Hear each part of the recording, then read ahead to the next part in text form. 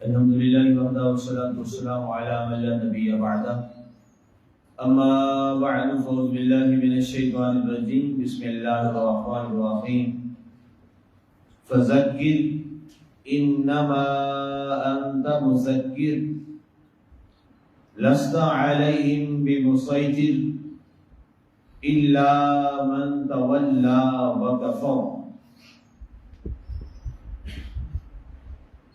بس نصیحت فرماتے رہیے، آپ سمجھانے والے ہی تو ہیں، تو آپ ان پر مجبور کرنے والے نہیں، مگر وہ شخص جس نے روگردانی کی اور کافر ہوا۔ سامعین، آج ہماری سورہ الغاشیہ کی آیت مبارکہ نمبر 23 تک کی تلاوت و ترجمہ کا شرف نصیب ہوا۔ ہماری گفتگو چل رہی تھی آخری الفاظ وَإِلَى الْأَرْضِ كَيْفَ سُطِحَتْ، کہ اے کفار مکہ، اے مشرکین اور اے تمام لوگوں، غور کرو کہ اللہ تعالیٰ نے زمین کو کیسے، کس انداز میں بچھا دیا۔ اللہ نے سب سے پہلے توحید و رسالت کے حوالہ سے بات کی، اس کے بعد قیامت اور اس کے عذاب سزا کے حوالہ سے بات کی گئی، اب اس کے بعد اپنے حبیب پاک صلی اللہ علیہ وآلہ وسلم سے مخاطب ہے، فذکر، اے محبوب صلی اللہ علیہ وآلہ وسلم، آپ لوگوں کو نصیحت واعظ فرماتے رہیے، فذکر، آپ لوگوں کو دین کی بات سمجھاتے اور سکھاتے رہیے، انما انت مذکر، بے شک اللہ تعالیٰ نے آپ کو نصیحت کرنے والا ہی بنا کے بھیجا۔ اب ظاہر ہے اس پہ لکھا مفسرین نے کہ خاص طور پہ اللہ تعالیٰ نے اپنے محبوب صلی اللہ علیہ وآلہ وسلم کو یہ جملہ ارشاد اس لیے فرمایا کہ اے محبوب صلی اللہ علیہ وآلہ وسلم، اب قیامت تک کے لیے آپ کے بعد سلسلہ نبوت جو ہے وہ ختم کر دیا گیا، آپ اس کائنات کے آخری نبی ہیں، آپ کے بعد اللہ تعالیٰ کسی نبی اور رسول کو مبعوث نہیں فرمائے گا۔ رب ذوالجلال نے آپ کو ختم نبوت کے تاج سے نواز دیا ہے۔ آپ کے بعد یہ سلسلہ، آپ کے جو وارث ہیں علماء، ان علماء کے پاس چلا جائے گا، تو وہ بھی اسی نصیحت پر جیسے آپ کو حکم دیا جا رہا ہے، ظاہر ان پہ وہی تو نہیں آئے گی، وہی کا سلسلہ تو آپ کے ساتھ منقطع ہو جائے گا۔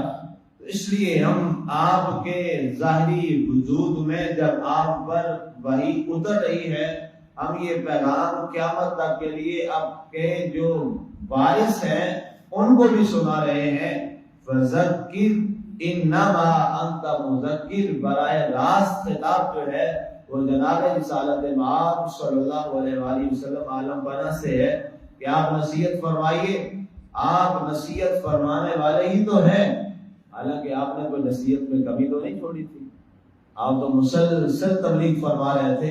تو لکھا مفسرین نے کہ اس میں آقا کریم علیہ السلام کے خطاب کے ساتھ قیامت تک آنے والے جو آقا کے وارث ہیں، علماء، فقہاء، اولیاء، مبلغین، واعظین، ان کو حکم دیا جا رہا ہے کہ تم لوگ سارے کے سارے نصیحت کرتے رہو، واعظ و نصیحت اور بند و نصائح کرتے رہو، کیونکہ تمہیں نصیحت کے لیے ہی تو پیدا کیا گیا۔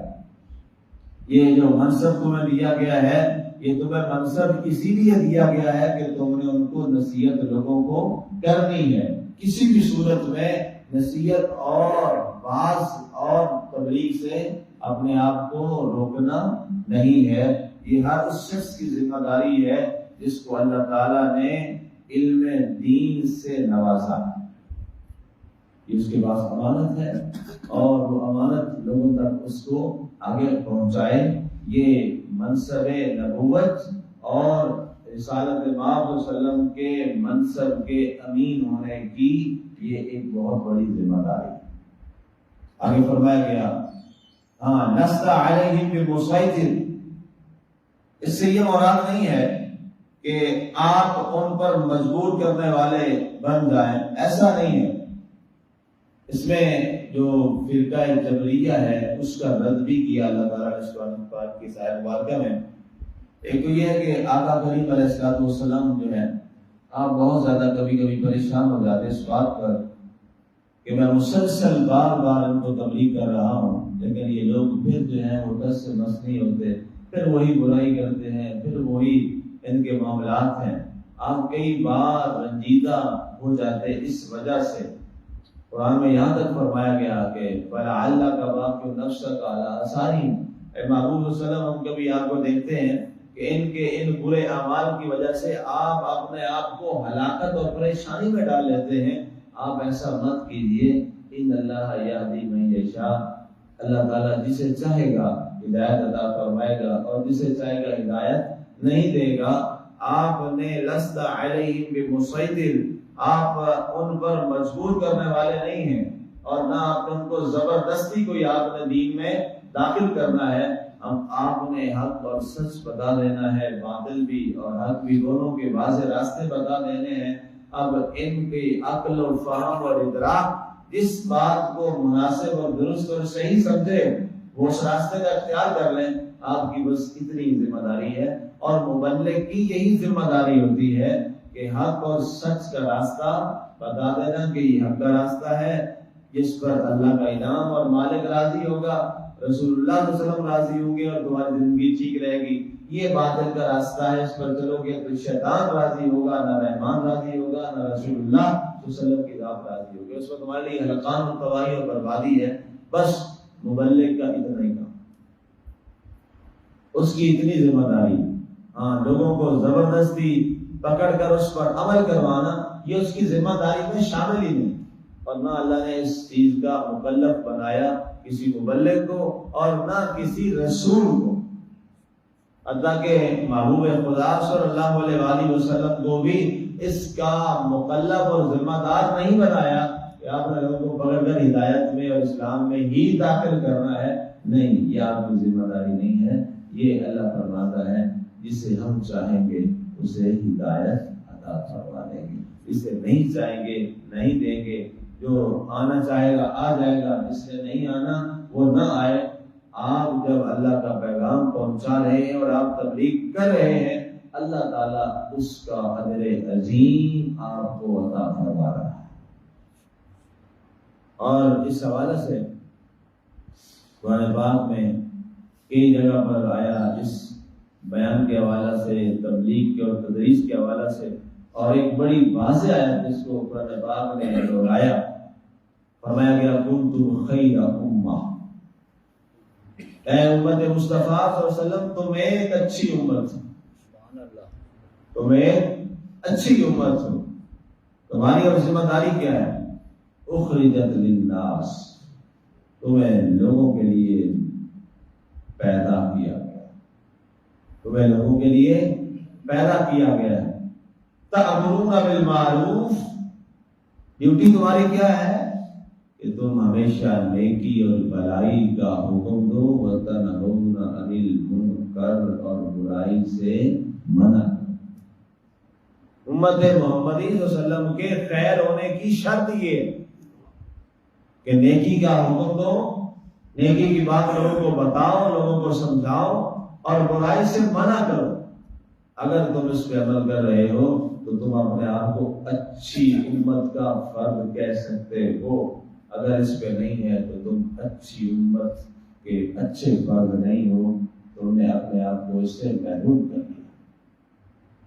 یہ ہم بڑی ذمہ داری ہے. اور ظاہر ہے ایک عام آدمی کی ذمہ داری اس کی بہت تھوڑی سی اور محدود سی ہے اس کی اپنی کیپیسٹی میں. ظاہر ہے جیسے جیسے جو شخص اپنے علم اور اس ذمہ داری میں آگے بڑھتا چلا جائے گا تو اس کی ذمہ داری اور زیادہ بڑھتی چلی جائے گی. اس کے بعد فرمایا الا من تولی وکفر، ہاں اگر وہ شخص جس نے منہ پھیر لیا اور کافر ہو گیا۔ اب جو شخص آپ کے بار بار بتانے کے بعد، بار بار تبلیغ کرنے کے بعد، آپ کے بار بار لوگوں کو سمجھانے کے بعد اگر پھر بھی کوئی بات نہیں آ رہا اور پھر بھی وہ منہ پھیر رہا ہے آپ کی باتوں سے اور آپ کی باتوں کا انکار کر رہا ہے، تو اس کے بارے میں لاغری آیت مبارکہ میں لفظ فَيُعَذِّبُهُ اللہ سے اس کی آگے تفسیر کی، تفسیری ہے، وضاحت کے لیے ہے کہ پھر اس کا اللہ کیا کرے گا، اس پر انشاءاللہ کل بات کریں گے۔ اللہ تعالیٰ ہم کی توفیق عطا فرمائے۔ آمین۔ وَعَلَيْنَا إِلَّا الْبَلَاغُ